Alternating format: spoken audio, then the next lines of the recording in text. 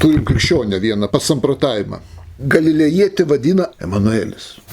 O krikščionis Jėzų traukia prie Emanuelio iš Izajos 7 skyriaus 14 eilutės pranašystės. Jie tą Seno testamento tekstą pritaiko Jėzui. Kad čia sako apie Jėzų parašyta ir už tai jiems Jėzus Emanuelis. Emanuel, Dievas su mumis, reiškia išvertus. Izajos 7:14. Pats viešpats duos jums ženklą. Štai mergelė taps nėščia, pagimdys sūnų ir pavadins Emanueliu. Net žviegia krikščionis prisimerkia patenkinti, kaip gerai. Nugi akivaizdus Jėzus. Mergelė pagimdys sūnų, vadins Emanuelis, kitaip išvertus Dievas su mumis. Nu kas daugiau, jeigu ne Jėzus, ar ne? Mėly krikščionis, jūs pasiskaitykit visą kontekstą, visą 7 skyrių, parodysiu, kad čia niekaip Jėzus negali būti, visą skyrių pasiskaitykit. Aišku, aš suprantu, kad protas daugiau vienos eilutės neištempia, ypač tie, kurie atgimė iš aukšto. Izraelis po Saliamono mirties suskilo į 2 valstybės, turbūt žinot, ar ne? Suskilo į 2 valstybės. Šiaurinė, kuri vadinasi Izraeliu, su sostinė Samarija, ir pietinė Judėja arba Judas valstybė su sostinė Jeruzalė. Jos suskilo. Viena šiaurinė apima 10 giminių teritoriją, pietinė apima 2 giminių, Judo ir Benjamino teritoriją. Taip? Suskilo po Saliamono mirties. Po jo mirties, reiškia, karalystė padalinama yra. Šiaurinė dalį Jeroboamas, Saliamono buvęs vergas vadovauja, o pietinė Roboamas, Saliamono sūnus vadovauja. Ir po to 2 valstybės atsiranda. Ir dabar žiūrėkit, ta pietinė valstybė Izraelio laikais valdo karalius Ahazas, Jotamo sūnus. Ir ją užpuola 2 valstybės. 2 karaliai kaimininiai prieš Judėją žygiuos savo kariuomenę. Sirijos karalius Recinas ir šiaurinės Izraelio karalystės karalius Pekachas. 2 karalystės. Skaitom. Nuo 1 iki 3. Judo karaliaus Ahazo sūnaus Jotamo sūnaus Uzijo dienomis Sirijos karalius Recinas ir Izraelio karalius Pekachas, Remalijos sūnus, atžygiavo kovoti prieš Jeruzalę, bet neįstengė jos paimti. Kai Dovydo namams pranešė, Sirija susidėjo su Efraimu, Efraimu čia vadina šiaurinė karalystė. Nes šiaurinės karalystės tarp 10 giminių, Juozapo giminės pagrindinis atstovas buvo pirmagiminis Efraimas. Jie vadina Efraimu. Sirija susidėjo su Efraimu, karaliaus ir jo tautos širdis taip drebėjo, kaip dreba nuo vėjo miško medžiai. Baisiai karalius Judėjos persigando, 2 valstybės puola ir galvoja dabar bus šakės. Nuo 2 iki 9 eilutės toliau bus pasakyta, kad Dievas duoda apreiškimą pranašui Izajui dėl šitos situacijos, kaip čia Judui baigsis dėl Izraelio ir Sirijos puolimo. Gauna Izaijas. Tuo metu Judėjai gyveno Ahazo dienomis, kada šitas Sirijos ir Izraelio puolimas prieš Judėją buvo, gyvena pranašas Izaijas. Ir Dievas, žinoma, Izajui duoda apreiškimą. Informaciją. Paskaitykim visą tą nuo 2 iki 9 eilutės. Viešpats tarė Izaijui: Tu ir tavo sūnus Šear Ješubas eikite pasitikti Ahazą prie aukštutinio tvenkinio vandentiekio keliu, kuris veda į Vėlėjo lauką. Tu jam sakyk: stebėk ir būk ramus, nebijok ir tavo širdis neišsigąsta šitų 2 smilkstančių nuodėgaulių. 2. Nirštančio Sirijos karalius Recino ir Remalijos sūnaus, Sirijos ir Izraelio karalių. Šitus nuodėguliais jos pavadino, nes jiems bus sudeginti, jiems bus amen, sako. Tegu neįsigąsta. Kadangi Sirija, Efraimas ir Remalijos sūnus suringė prieš tave sąmokslą, galvodami: žygiuokime prieš Judą, išgąsdinkime jį, nugalėkime, paskirkime karalium Tabaelio sūnų. Viešpats Dievas taip sako: taip nebus ir taip neįvyks. Sirijos galva yra Damaskas, o Damasko galva yra Recinas. Dar 65 metai ir Efraimas bus sunaikintas, tautos nebebus. Efraimo galva yra Samarija, o Samarijos galva Remalijos sūnus. Jeigu jūs netikit, neišliksit. Taigi, paima Izaiją ir jo sūnų, Šear Ješubą, 2 žmonės, Izaijas ir jo sūnus, ir siunčiami pas išsigandusi Judėjos karalių Ahazą, kuris persigandęs šito karo. Nepergyvenk, viskas bus gerai. Sirijai ir Izraeliui bus chana. Ir Izaija ir jo sūnaus žodžiu, kurį jie perduos, turi tikėti, kitaip neišliksit. Turi tikėti, sako Dievas. Va tokia situacija. Nuo 10 iki 12 eilutės visą kontekstą, kad matydom visas tas 7 skyrius, analizuojam, kas čia. Dievas tada duoda žodį Ahazui, Judėjos karaliui. Netiki, kad to Izaijas su savo sūnum Šerija Šubu pasakys, tai prašyk ženklo, bus ženklas tau duotas. O Ahazas sako, ne, ką jūs, ačiū, nereikia, aš ir be ženklo, tikiu biški. Žiūrėkit, viešpats toliau kalbėjo Ahazui, jau nebe Izajui, bet pačiam karaliui Judėjos Ahazui sako, prašyk viešpatį savo dievą ženklo iš požemio gilybių ar dangaus aukštybių. Ahazas sakė, aš neprašysiu ir negundysiu viešpatės, ačiū, nereikia, tikiu, bet nelabai viduje netiki, iš mandagumo, ne, čia dieve, nu ką čia, aš tikiu, bet abejonė, nes jis persigandęs vis tiek. Dabar nuo 13 iki 16 eilutės, vis dėlto Dievas sako, tylėk, bus ženklas, duosiu ženklą, žiūrėk, tikėk, duosiu aš tau ženklą.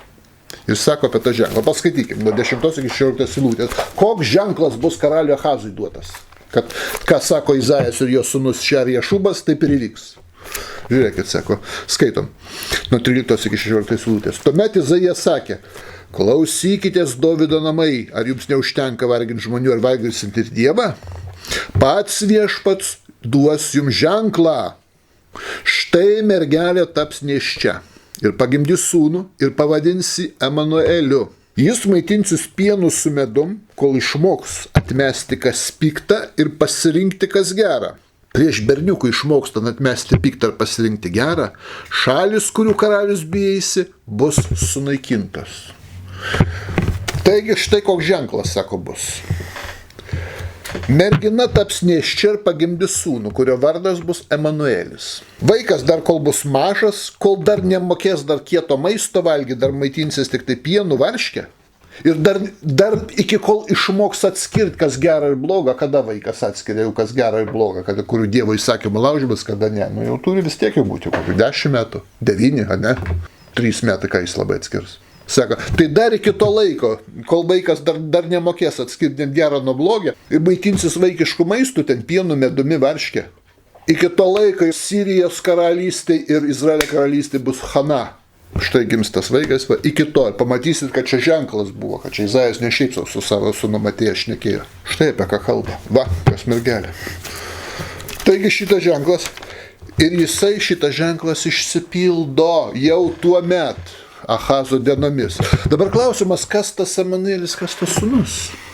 Pranašo Izaijo sūnus. Izaijas eis pas savo žmoną, pradės sūnų, kuris bus pavadintas Emanueliu, ir dar kol tas vaikas bus mažas, dar nemokės geriau, jau iki to laiko Izraelis ir Sirija bus sunaikinti. Netikit, 8 skyrių toliau žiūrim. Sekantį, nuo 1 iki 3 eilutės paskaitykim. Viešpats įsakė man, Izaijas čia sako, man įsakė Izaijas, taip? Imk didelę lentelę ir įrašyk aiškiomis raidėmis. Imk grobį, skubėk plėšti. Aš pasiimu ištikimus liudytojus, kunigą Uriją ir Jeberechijos sūnų Zachariją. Pasiemu 2 liudytojus, tai sako, įėjau pas pranašę. Pranašė čia originalė pasakyta pranašo žmona. Pranašienė turėtų verstis. Pranašienė. Čia jau, o Izaijasgi pranašas, ne? Jisgi ne pas svetimą žmoną pranašė, jisgi pas savo nuėjo teisingai. Ėjau pas pranašę, jį pastojo ir pagimdė sūnų. Va, kas tas sūnus? Izaijo vaikas. Tas berniukas. O viešpats nutarė, duok jam vardą, jam grobį ir skubėk plėšti. Prieš vaikui išmokstant pašaukti tėvą ar motiną, Damasko turtai ir Samarijos grobis bus Asirijos karalius išvežti. Kol jis dar nemokės tėtę mama pasakyti dar, nemokės. Dar iki to laiko Sirijai bus Kirdych. Damaskas Sirijos sostinė. Damaskos Sirijos sostinė. Štai kas tas Emanuelis yra. Izaijo sūnus. Parašyta mergelė pradės pagimdys. O Izaijo žmona irgi buvo mergelė, jeigu nuo Izaijo pradėjo. Originalė nėra tokio dalyko kaip mergelė. Žodis alma hebrajiškas nereiškia mergelė. Alma hebrajiškai reiškia jauna moteris. Mergelė hebrajiškai yra kitas žodis, betula yra mergelė. O alma yra jauna moteris. Ir aš pabandysiu net jums įrodyti, kad vis dėlto alma žodis vartojamas apibūdinti merginą, kuri jau turėjusi lytinių santykių. Krikščionys, aišku, to nežino, jie neskaito originalo. Tas pats žodis alma, žiūrėkit, pavartotas Patarlių 30 skyrių 18-19 eilutė. Saliamonas sako, 3 dalykai man nesuvokiami ir 4 nesuprantu. Čia kalba apie 4 dalykus, kurie nepalieka pėdsakų. Ir aiškiai, pirma, erelio kelias padangiai. Teisingai, dar lėktuvas praskrydo, tai lieka odega, ne dūmų. Mašina pravažiavo, dar vėžės lieka. O paukštis erelius praskrydo ir lieka vėžės kokias nors dangui. Nėra, netrasi pagal vėžės, kur erelis nuskrydo, jeigu to nematysi. Nepalieka, nesuprasi, sako. Toliau, kas dar? Gyvatė ant uolos akmeningos, kietos gyvatė. Prašliūdė ir yra pėdsakai kokie. Nėra. Laivo jūroje, laivas praplaukia ir paskui ar po valandos atseksit, kur jis plaukia. Nėra. Nelieka. Ir vyro kelias su mergaitė. Mergaitė čia yra Alma, tas pats žodis pavartotas. Palaukit, mėlyje, jeigu čia kalbam apie mergelę, kuri neturėjusi lytinių santykių ir pirmą kartą jinai čia turi lytinių, tai kaip tik tai rasit visus požymius. Nereikia būti didelių ginekologų, kad nustatyti buvo ar nebuvo lytiniai santykiai. Teisingai. Bet jeigu jinai jau gyvenusi aktyvų lytinį gyvenimą, čia N kažkelinti lytiniai santykiai nelabai nustatysime. Buvo ar ne prieš dieną lytiniai santykiai ten. Tai keturi dalykai. Tai va, Alma kaip tik kalba apie jauną moteriškę, kuri nėra mergelė. O krikščionys čia oi mergelė. Verčia vertimuose krikščionys. Jūs smulkina žmonės. Aišku, iš pagonių, čia labai pagonim, tai yra pagonys, kurie tiki patį. Pagonys yra vinai, Jie nežino hebrajų kalbos. Iš savo meldybės jiems pasakė, va čia mergelė. Viskas gerai, pagonio lygės mergelės. Žydų žinovai, jie skaito raštą iš hebrajų kalbos, jie sukalba, kokia čia mergelė, ką jūs čia kalbat. Jauna moteriškė turėjusi lytinių santykių. Kaip tik Jėzui netinka tada, jeigu Jėzus iš mergelės gimė. Tas pats giesmių giesmė, žiūrėkit, Saliamono hareme. Dalis moterų pavadinta žodžiu Almot daugiskaitai. Alma vienaskaita, Almot daugiskaita. Žiūrėkit, giesmių giesmė apie Saliamono haremą, kur kalba 6 skyrius 8 eilutė. Čia išvardina Saliamonas savo haremą. Yra 60 karalienių, 80 sugulovių ir mergaičių beskaičių. Mergaičių yra Almot žodis. Ar garėme ten yra nekaltos mergelės Saliamono, moterinė? Turėjusius, aišku, santykių. Tai va, prašau Almot, kam vartojamas žodis. Tai prie kokia čia mergelė? Taigi, hebrajų kalbos žodis Alma nėra mergelė. Tai yra suklastotas vertimas. Tada jie puola prie Septuagintos, graikiško vertimo. Ir sako, bet palaukit, Septuagintai, kada žydų išminčiai vertė šitą, išversta yra Partenos 7.14 Izaijo. O Partenos senai graikų kalba yra mergelė. Kodėl žydai išvertė mergelę tada? Jeigu čia ne mergelė. Pirmas dalykas – Septuaginta, labai rimtas vertimas, bet tai jį buvo išversta tik tai Tora. Tai vienas niuansas. Partenos senai graikų kalba irgi nėra mergelė. Jauna moteris taip pat turėjusi lytinių santykių. Atsiverskit pradžios knygos 34 skyrių 11-12 eilutės, kur kalbama apie išprievartautą Diną, kurią vadina po išprievartavimo Partenos. Jeigu išprievartauta, tai jau nebe mergelė, ne? Pradžio 34 skyrius, 11-12 eilutė, paskaitykim. Dar prieš tai ekskursą padarykim nuo 1 iki 6 eilutės. Kartą Lėjos duktė Dina išėjo pasižiūrėti to šalies dukterų. Šalies kunigaikščio Hivo Hamono sūnus Sichemas ją pamatęs nutvėrė ir išprievartavo. Jo siela prisirišo prie Jokūbo dukters Dinos, jis pamilo mergaitę ir meiliai kalbėjo su ja. Sichemas prašė savo tėvą, Hamorą leisk man vesti šią mergaitę. Čia jūsų mergaitė Partenos.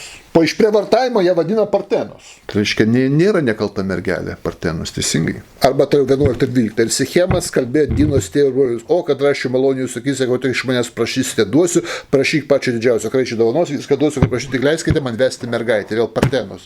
Visur jį po išprievartavimo vadinama Partenos. Šiaip Partenos nėra nekalta mergelė. Tai yra jauna moteris. Kaip ir Alma hebrajiškai. Pavyzdžiui, visur šventam rašte, kur kalbama jau grinai apie nekaltą mergelę, pavyzdžiui, kunigas. Kunigas negali vesti našlės, negali vesti išsiskyrusias, tik mergelę iš Izraelio giminės, iš savo giminės. O žiūrėkit, kunigų 21, 12-13 paskaitykime iš Toros. Kunigų knyga, 21 skyrius, 12-13 eilutė. Jis neišeis iš šventyklos ir nesuteps jos, nes patepta švento aliejum, aš esu viešpats. Jis turi vesti mergaitę. Jis negali vesti našlės, išskyrusius paneikintos, nei paleistuvės, bet tik mergaitę iš savo tautos. Va čia yra betulė. Nekalta mergelė turi vesti. Hebrajų kalba betulė. O Alma nieko bendra su nekalta mergelė. Graikiškas Partenos taip pat. Jis gali reikšti mergaitę, bet gali reikšti šiaip jauna moteriškė turėjusi lytinių santykių. Tai. Pavyzdžiui, mes sakome lietuvių kalba mergina. Jis gali būti ir turėjusi lytinių santykių ir neturėjusi. Ir nekalta. Tas pažodis, teisingai. Tai čia tas pats Partenos. Tai va, dėl to Emanuelio. Joks jis ne Emanuelis, joks jis ne Dievas su mumis. Tai Emanuelis ateina pas ligonius. Sveikam daktarą tai nereikia, sutinkat pas ligonius. Ir kad sveikam nereikia, labai sutinku su tuo, kad sveikam jo nereikia. Jėzus pats pasakė, nesveikiesiems reikia gydyti ligų. Aš atėjau neteisiu, bet nusidėjėlių šaukti. Jeigu tu nesi moralinis išgama, moralinis ligonis, jeigu nesi psichinis ligonis, tai tau Jėzus nereikia, jis pats tą sakė. Jis pas invalidus moralinius atėjo ir psichikos ligonius. Jeigu tu sveikas ir neskaitai savęs įsigimėlių ligonių, kažkokių moralinių, dvasinių ar psichikos, tai tau Jėzus nereikia. Kuriam galui? Nesveikiesi tu reikia gydyti, jeigu tu sveikas, neini pas daktarą, ne? Tai va, Emanuelis ateina pas ligonius. Pirmas dalykas ne Emanuelis, o kad pas ligonius ateina, tai malačiai ligoniai, gydykitės. Tik tai savo pastebėjimą aš per gyvenimą, kiek mačiau, va, tų atėjusių ligonių pas Jėzų, nė vienas iš jų nepasveiko. Protas neatsigavo, smegenų neatsirado. Kaip nebuvo, taip ir po atgimimo neliko, dar sumažėjo, dar labai išplovė. Tik vienas dalykas, kad savo įsidė, kad jį Jėzus myli. Ir jiem gerai, su savo tą negalę jisai pradeda džiaugtis, didžiuotis ir sakralizuoti. Jis niekaip išgyti negali šitas problemas. Ir susirenka tie ligoniai. Krikščionis turi būti kaip ta žmogaus sūnus. Stalius dailydė Jėzus. Pirmiausia, čia visi krikščionys kažkaip tai, kad Jėzus buvo iki 30 metų dailydė Stalius. Paskui jau pradėjo, užsiėmė kitų darbų, save žydų karaliumi skelbti pradėjo. Palaukit, mielieji. Pasimkit savo tą rašlę vadinamą Evangeliją ir parodykit, kur Jėzus buvo dailydė, kur jis bent sumautą taburetę yra padaręs per savo gyvenimą. Bet parodykit man, nežinau, nors nevykėlį dėžutę katinam. Nors ką. Nėra, turiu pagaliau teikti, kad visada buvo lodaris. Jis nedirbo niekada, nieko nedirbo. Mes net nežinom, kada Juozapas galus atidavė. Gal jam kai 13 metų kokių buvo. Da 12 tai buvo, sako, bet sako, aš ir tavo tėvas. O mes nežinom, gal jau Marytė su kitu gyveno. Čiagi nesako Juozapas. Ar jis spėjo Juozapas apmokinti?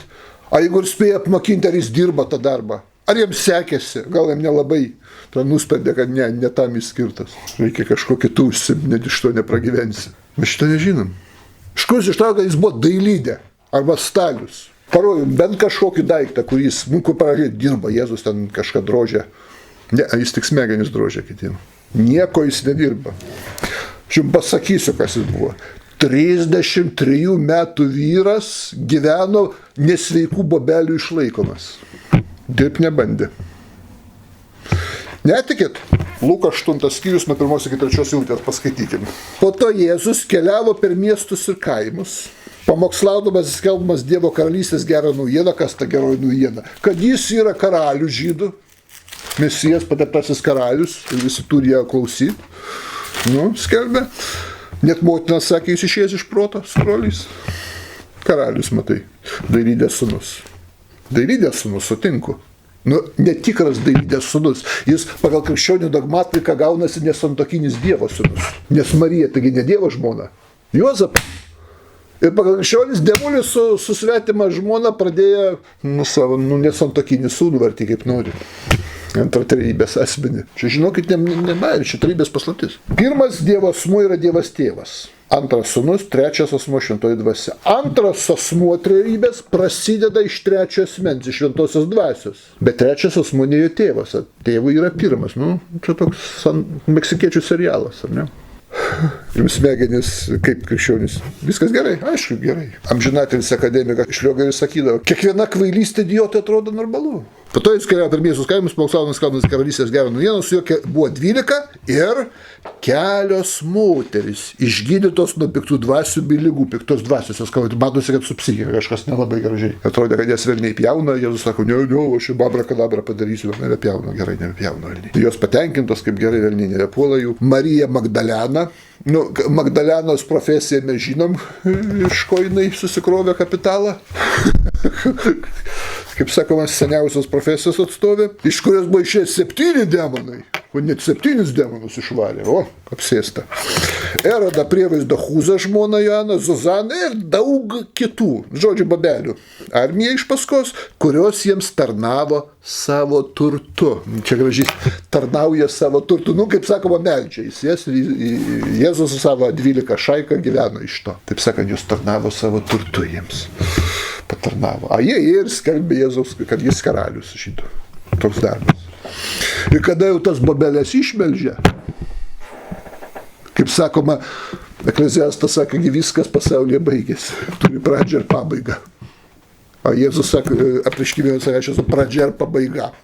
Jis buvo jų turto pabaiga šitų materialių, omega turto ir tada jau bėga alkanas figmedį pamatęs, gal ką nors ras. Ai. Mesijas.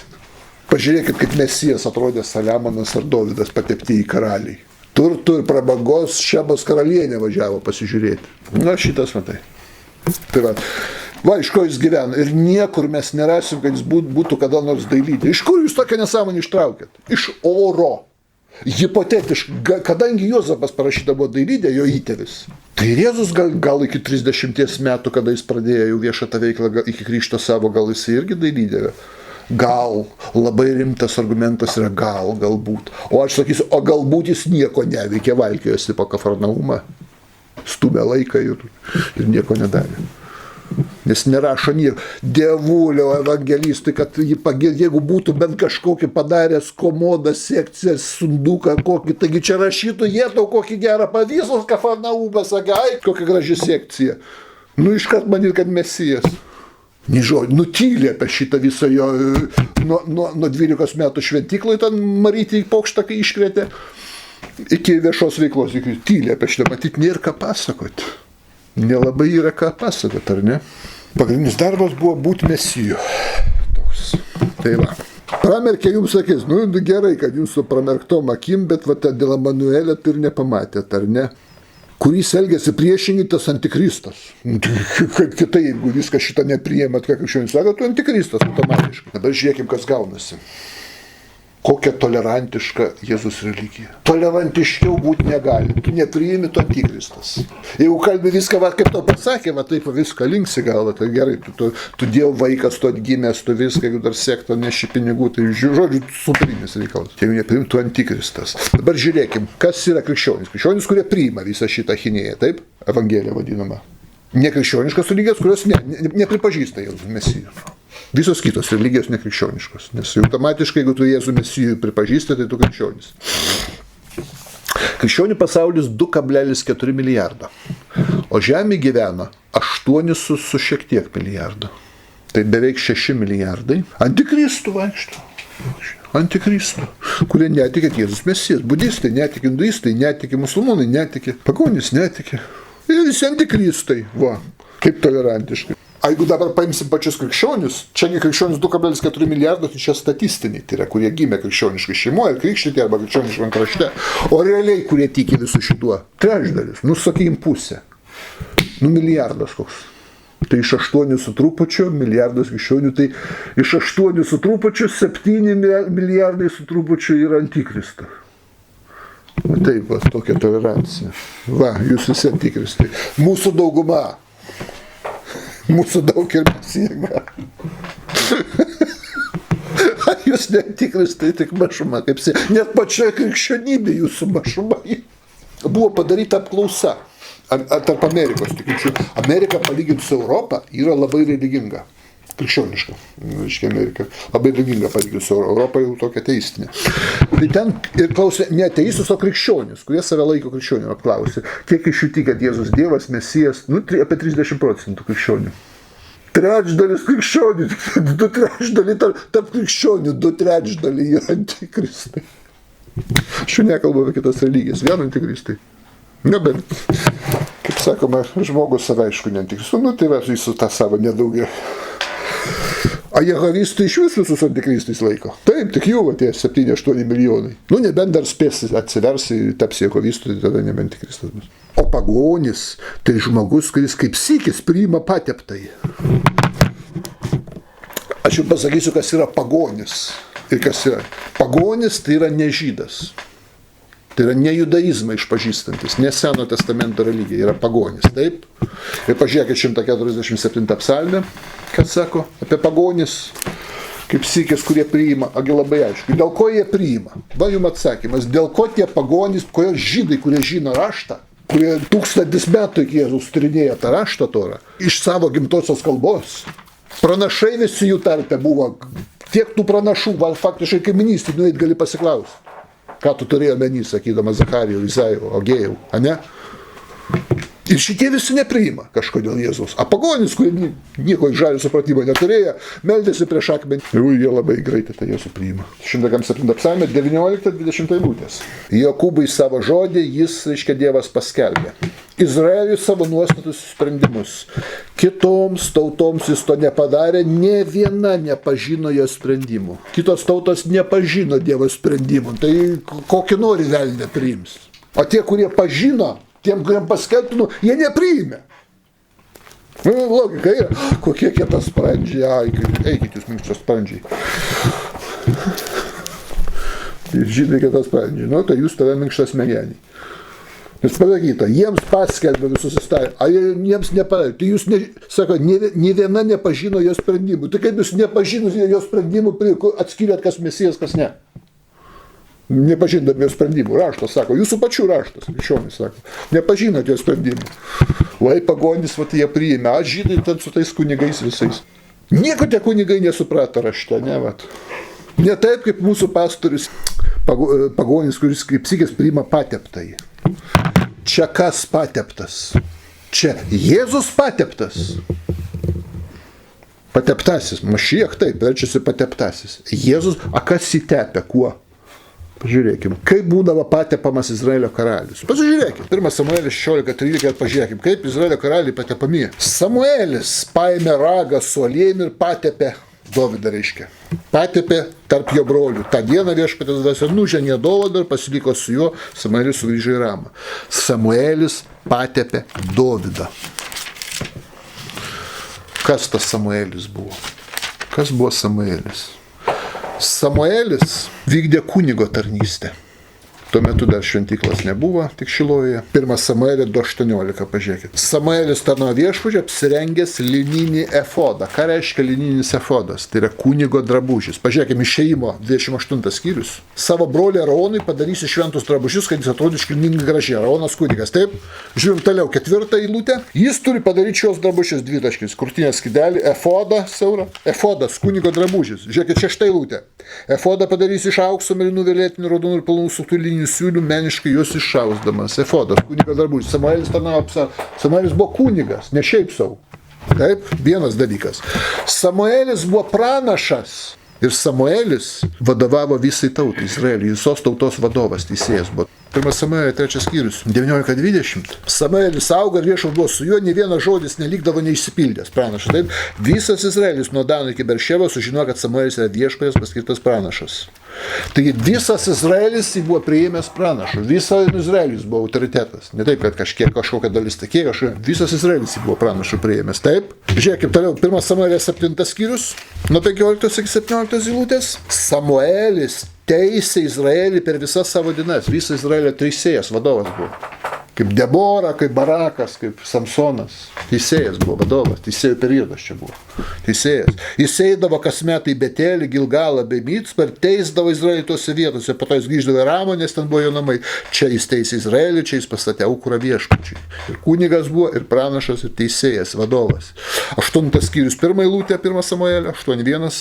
Kai Samuelis paseno, paskyrė teisėjas Izraelį savo sūnus. Jis vadovas Izraelio. Taigi, vakas patepa Mesiją, pateptą į karalių. Vadovas Izraelio. Kunigas, pranašas.